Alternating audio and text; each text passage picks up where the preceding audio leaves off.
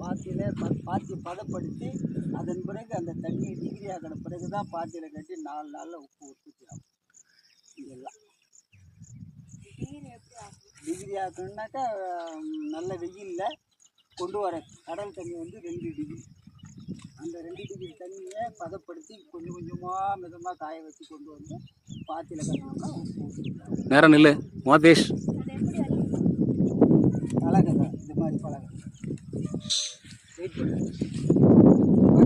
இது மாதிரி பழகையில் உச்சி கோர்த்து இதை கூட்டும்போது இந்த உப்பு வந்து ஒரு கரைக்கு வரும். ஒரு கரைக்கு வந்தோடனே அதை மேலே ஊற்றி உப்பு அள்ளி வெளியே கொடுக்கணும்.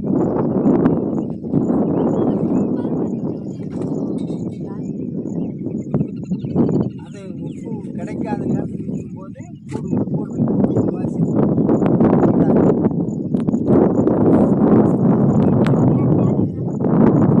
மத்திய அரசாங்கம் இந்த நில அலங்களை லைசன்ஸ்தாருக்கு கொடுத்து அவங்களுக்கு வந்து ஊக்கத்தொகை கொடுத்தா இந்த லைசன்ஸ்தாருக்கு அத்தனை பேரும் முன்னுக்கு வர வழி இருக்கு.